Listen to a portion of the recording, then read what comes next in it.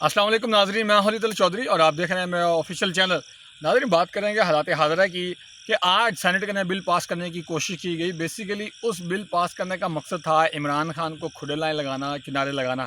لیکن P D M کی بدقسمتی کہ وہ بل پاس نہیں ہو سکا۔ اس کی سب سے زیادہ جو مخالفت ہے وہ صادق سجرانی صاحب نے کی، جو کہ چیئرمین ہیں سینٹ کے۔ اس کے بعد شریر رحمان نے، پھر مشتاق صاحب ہیں سینیٹر جماعت اسلامی کے، اور بھی کچھ اراکین نے اس بل کی مخالفت کی۔ بیسیکلی اس بل کے اندر کوئی جو چیزیں تھیں وہ یہ تھی کہ جو تشدد پسندانہ بات کرے گا، تقریر کرے گا یا لوگوں کو اکسائے گا، جلسے جلوس کرے گا،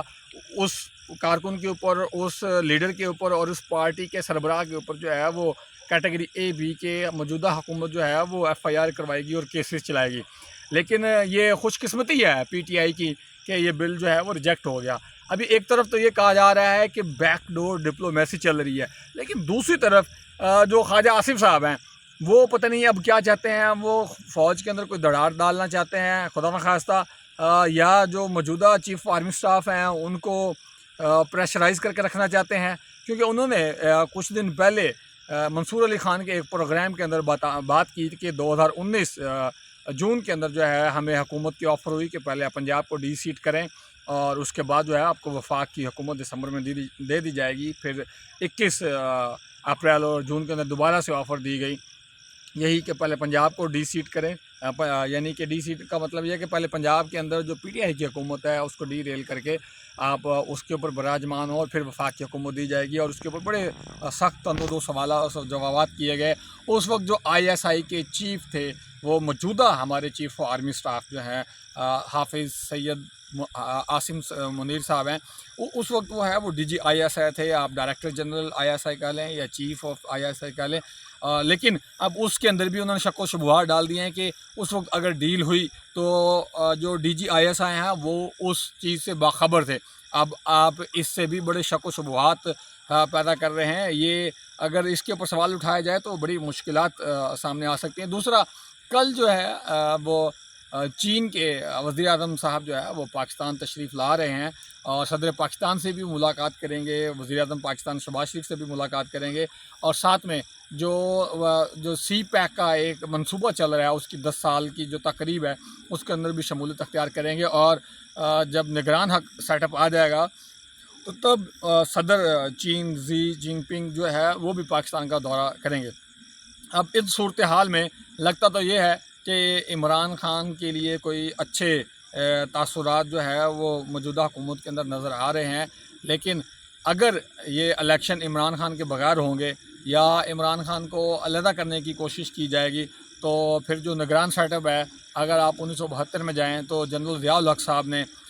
جو ذوالفقار بھٹو صاحب کی حکومت کو گرایا تھا، اور تب یہی بات کی تھی کہ میں 90 دن کے لیے آیا ہوں اور اس کے بعد پھر میں الیکشن کروا دوں گا، لیکن وہ اتنا عرصہ جو ہے وہ حکومت کے اندر رہے، اور پھر 1985 کے اندر انہوں نے جا کے ریفرینڈم کروایا اور جنیجہ کی حکومت آئی، اور جنیجہ صاحب کی حکومت جب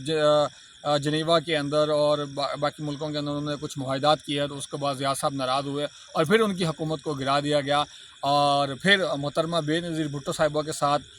کوئی 18-20 نکاتی جو ہے وہ معاہدہ طے پایا اور اپنی منمانی کی شرائط رکھی گئیں، اور اس کے بعد جو ہے ان کو حکومت میں لایا گیا۔ اب صورتحال یہ تاریخ کا تسلسل بتانے کی صورتحال یہ ہے کہ اس وقت بھی جو موجودہ صدر پاکستان تھے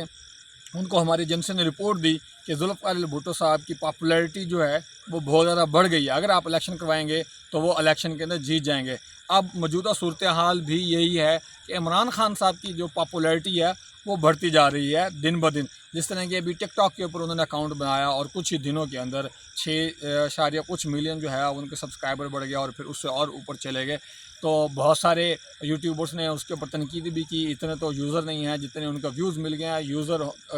کا ہونا علیحدہ سے بات ہے، ویوز کا ہونا علیحدہ سے بات ہے۔ اگر آپ نے 10 ویڈیو اپلوڈ کر دی ہیں، ایک ویڈیو کے اوپر 10 ملین ویو آیا ہے تو ٹوٹل جو ہے وہ 100 ملین ویوز ہو جائے گا۔ تو یہ میرے خیال سے آپ کو اس چیز کی شاید سوجھ بوجھ نہیں ہے، لیکن خان صاحب نے جو ہے عوام کو نو ڈاؤٹ کہ بہت سارے اختلافات ہو سکتے ہیں، مجھے بھی اور بھی بہت سارے لوگوں کو، میرے سننے والے سامعین کو بھی، لیکن جو انہوں نے کام کیا ہے اس کو سراہنا جو ہے وہ پروفیشنلی